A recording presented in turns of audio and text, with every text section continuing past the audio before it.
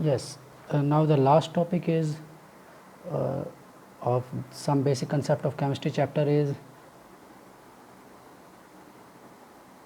percentage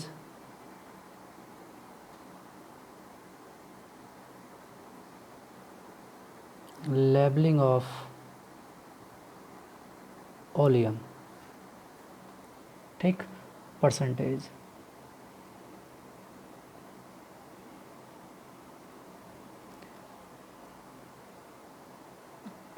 labeling of oleum. Oleum, what is oleum? Oleum is a combination of, it is a mixture of H2SO4 liquid plus SO3 gas. H2SO4 liquid, not aqueous solution, there is no water, only H2SO4 liquid and SO3 gas dissolved in H2SO4. ये कब form होता है? During the formation of H2SO4. जब हम SO3 12th class में study करोगे, preparation of H2SO4 laboratory preparation होता है, SO3 गैस से H2SO4 फॉर्म होता है. तो जब H2SO4 फॉर्म हो जाता है तो कुछ some amount of SO3 gas dissolve in H2SO4, क्योंकि गैसेज लिक्विड में सॉल्युबल होती हैं, इसलिए SO3 का कुछ अमाउंट इसमें सॉल्युबल हो जाता है. कुछ बुक्स में क्या करते हैं, इसे क्या इस तरह से लिख देते हैं, H2S2O7, 2 हाइड्रोजन है, 2 सल्फ़र है, 7 ऑक्सीजन है, तो H2S2O7 की फॉर्म में भी लिख देते हैं कुछ बुक्स में.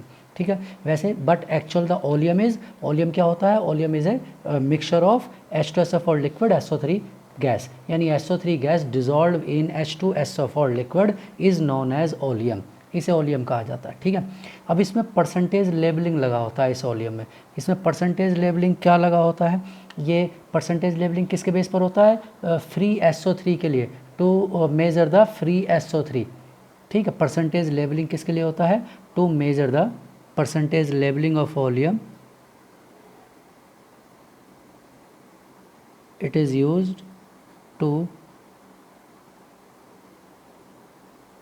कैलकुलेट और indicate the value of free SO3 in mixture. ठीक है, मिक्सचर में SO3 कितना है वो इंडिकेट करने के लिए होता है. एंड और दूसरा एक तो पॉइंट ये होता है, दूसरा क्या होता है? Percentage is always greater than 100%. आपको जब भी मिलेगा 100% से ज़्यादा परसेंटेज मिलेगा. 100% से ज़्यादा परसेंटेज क्यों मिलेगा वो अभी मैं आपको एक्सप्लेन कर देता हूँ कि ऐसा क्यों होगा. तो हम क्या करते हैं, लेट सपोज 109%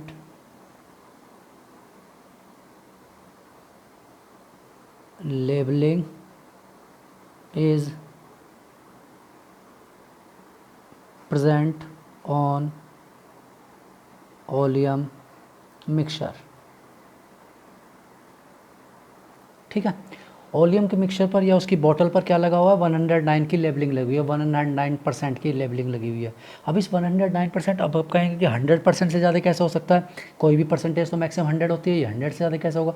ऐसा इसलिए होता है क्योंकि यहाँ पर जब ये H2SO4 liquid plus SO3 gas, या इसे लिखा गया H2S2O7, तो इसमें क्या किया जाता है? H2O ऐड करते हैं. ठीक, अब मान लीजिए कि इसका टोटल मास या टोटल परसेंटेज 100 है. ठीक है, 100 gram for example, let it is 100 ग्राम. ये 100 ग्राम है, दोनों का टोटल मास कितना? 100. हमने इसमें वाटर ऐड किया. अब वाटर क्यों ऐड कर रहे हैं? टू डिटेक्ट द SO3 के अमाउंट को डिटेक्ट करने के लिए H2O ऐड कर रहे हैं. क्यों? H2O से क्या होगा? वाटर SO3 गैस के साथ रिएक्ट करेगा, या आप रिवर्स कह सकते हैं vice versa. SO3 reacts with water, SO3 water के साथ रिएक्ट करेगा और क्या बनेगा? 2 H2SO4 बनेंगे. ठीक है, या आप इसे ऐसा लिख सकते हैं 2 H2SO4.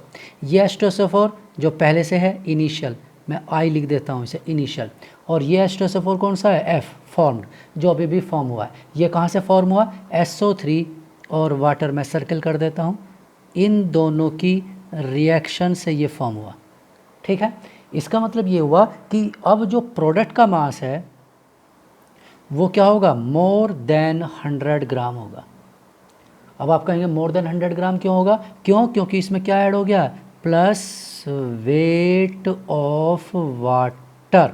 ठीक, तो इसीलिए दोनों का वेट होगा 100 प्लस वेट ऑफ वाटर। अब mass neither be created nor be destroyed, हम क्रिएट करने की बात ही नहीं कर रहे, हम तो बात कर रहे हैं कि वाटर हमने ऐड किया है। अब वाटर ऐड किया है तो डेफिनेटली इसका अमाउंट यानी mass of the product should be greater than that of the mass of mixture, तो वो उससे ज़्यादा होगा।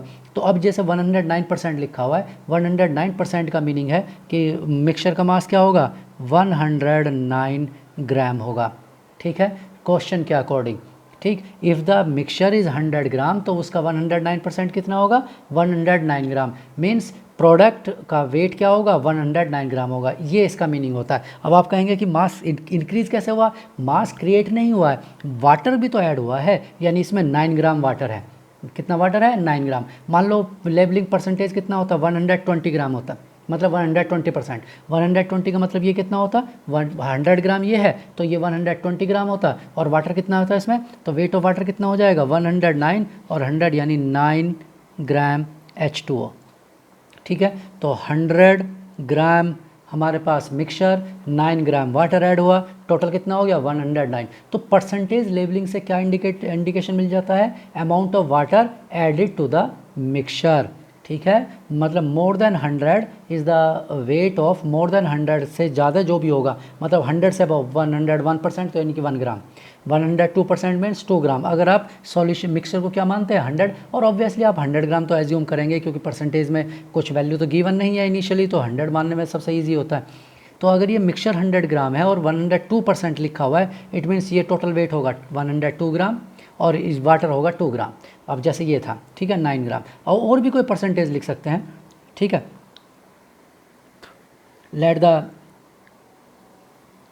चलो पहले इसे सॉल्व कर लेते हैं, उसके बाद फिर कोई और परसेंटेज ले लेंगे, कोई दिक्कत नहीं। अब ये 9 ग्राम वाटर है, 9 ग्राम वाटर मीन्स 9 ग्राम H2O और 9/18 moles of H2O used in reaction. ठीक, since number of moles of H2O equal to number of moles of SO3। क्यों, सामने इक्वेशन में लिखा है 1 मोल के लिए 1 मोल की रिक्वायरमेंट है। ध्यान से देखो, एक SO3 में 1 वाटर ऐड होगा, एक H2SO4 बनेगा, तो यानी कि बैलेंस्ड इक्वेशन लिखी हुई है ऑलरेडी। तो जितने मोल्स वाटर उतने मोल्स, यानी वाटर के मोल्स कितने होंगे, given mass upon molar mass equal to number of moles of SO3। ठीक, therefore weight of SO3 in 100 gram, जो हमने क्या किया है, एज्यूम्ड किया है। ठीक है, कितना होगा, वेट क्या होता है, number of moles into molar mass, number of moles 9/18 और मोलर मास कितना है SO3 का 80, सल्फर 32 होता है और ऑक्सीजन 16, 16 इंटू 3 48 प्लस 32 78 80। ठीक है, इतने ग्राम आ गया। ठीक, अब ये सॉल्व कर लेते हैं इसे, 2 और 40 यानी 40 ग्राम। तो आउट ऑफ 100 ग्राम, 100 ग्राम में 40 ग्राम क्या है, SO3 है। ठीक, therefore percentage of free SO3 in 109% labelled oleum कितना होगा, ठीक है, 40 ग्राम अपॉन 100 ग्राम इंटू परसेंटेज में सॉल्व करना है तो 100 यानी 40%। तो इसका मतलब क्या हुआ कि जो भी मिक्सचर है जिसका लेबलिंग कितना लगा हुआ है, जिस ओलियम का लेबलिंग 109% लिखा होगा, इट मीन्स उसमें 40% SO3 क्या है, बाय मास, 40% बाय मास, क्योंकि टोटल मास से कंपेयर करना है तो 40% बाय मास उसमें फ्री SO3 अवेलेबल है। यानी अगर वो 100 ग्राम मिक्सचर लेते हैं तो उस 100 ग्राम में 40 ग्राम SO3 है और 60 ग्राम H2SO4 है। ठीक है, क्लियर, इस तरह से होता है। तो 100, अब चलो मान लो नेक्स्ट एग्जांपल हमने लिया, let the labelling of oleum is 112%, मान लो 112% है, ठीक है, it means 12 gram water should be added to 100 gram mixture यानी oleum.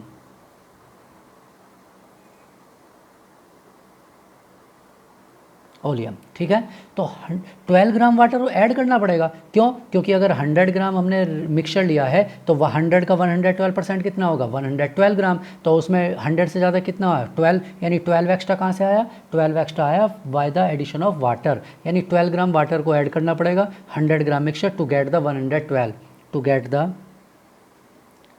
Gate the 112 gram of products. ठीक है, प्रोडक्ट्स को लेने, इसका मतलब 12 gram water, therefore number of moles of SO3 equal to number of moles of water 12/18, इतने moles हो गए। Therefore weight of SO3 12/18 into 80, ठीक है, और कर लेते हैं इसे सॉल्व, 2 9 6, ठीक है, और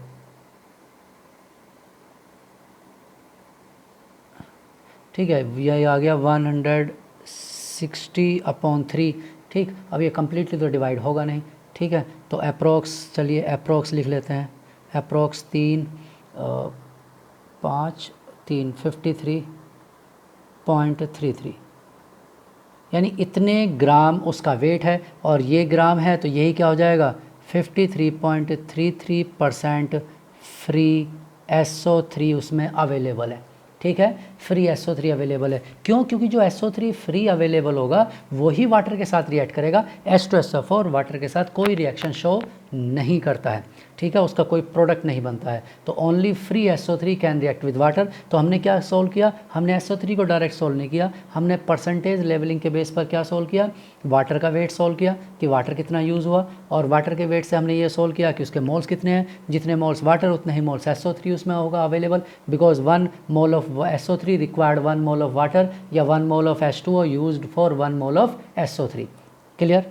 ठीक, चलिए नेक्स्ट, ये हो गया चैप्टर कंप्लीट। अब इससे रिलेटेड न्यूमेरिकल्स हम नेक्स्ट क्लास में डिस्कस करेंगे, कुछ और न्यूमेरिकल्स, ठीक है, एक एक टाइट्रेशन से रिलेटेड क्वेश्चंस आप भी सॉल्व करिए, और आपको जो डाउट है वो सेंड करिए, ठीक है। अभी एक एन फैक्टर का 1-2 डाउट है वो मैं डिस्कस करता हूँ, उसके बाद फिर नेक्स्ट लेक्चर में, यानी tomorrow will discuss the numericals.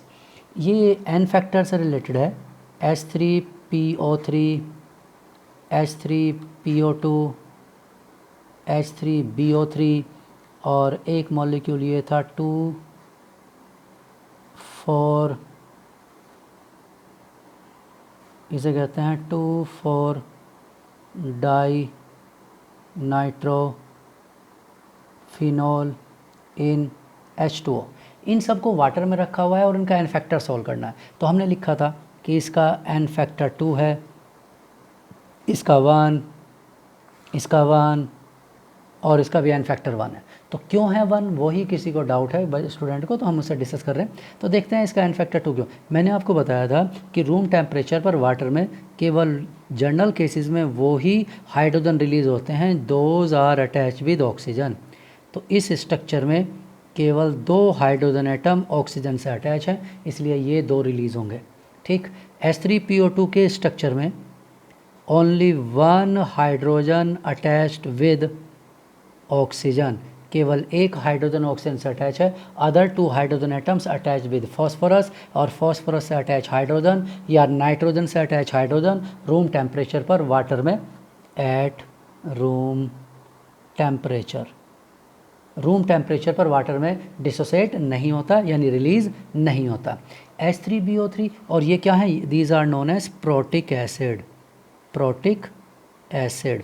और ऐसे ही इसका भी only 1 hydrogen attach with oxygen, केवल एक हाइड्रोजन ऑक्सीजन से अटैच है, इसलिए इसका एन फैक्टर भी क्या होगा? 1 होगा। और ये भी क्या है? प्रोटिक एसिड है। These all are protic acid. लेकिन आपको H3BO3 बताया था it is aprotic acid, aprotic acid. इसका एन फैक्टर 1 होता है, बट ये अपना H पॉजिटिव रिलीज़ नहीं करता है। और मैंने मैकेनिज्म भी समझाया था आपको, प्रीवियस वीडियो में मैं बताया था, और PDF भी है, एक बार उसे देख लेना। यहाँ मैं शॉर्ट में बता रहा हूँ। H3BO3 को हम ऐसे भी लिख सकते हैं BOH थ्राइस। तो जब इसे वाटर के साथ कंबाइन करते हैं तो वाटर के साथ कंबाइन होने पर ये क्या करता है, BOH4 नेगेटिव बन जाता है और एक वाटर का H रिलीज़ हो जाता है। तो ये अपना इन तीन में से कोई भी H रिलीज़ नहीं हुआ और उल्टा इसने वाटर का OH गेन कर लिया। 4 OH हो गए इसके पास, 3 इसके अपने थे, एक और हो गया। मतलब इसमें 3 hydrogen, it has 3 hydrogen atom attach with oxygen, लेकिन उनमें से एक भी रिलीज़ नहीं होता है। रिलीज़ किसका होता है, वाटर का H रिलीज़ होता है, ठीक है, H फ्रॉम वाटर। तो वाटर का H रिलीज़ होता है, इसलिए इसे कहते हैं एप्रोटिक एसिड, ठीक है। Therefore it is known as aprotic acid, इसे एप्रोटिक एसिड कहा जाता है। क्लियर। तो वो इसलिए कहा जाता है इसे एप्रोटिक क्योंकि ये अपना H रिलीज़ नहीं करता है, दूसरे मॉलिक्यूल का यानी कि वाटर का H रिलीज़ कराता है, ठीक। और इसका मैकेनिज्म मैंने आपको लिखवा दिया था।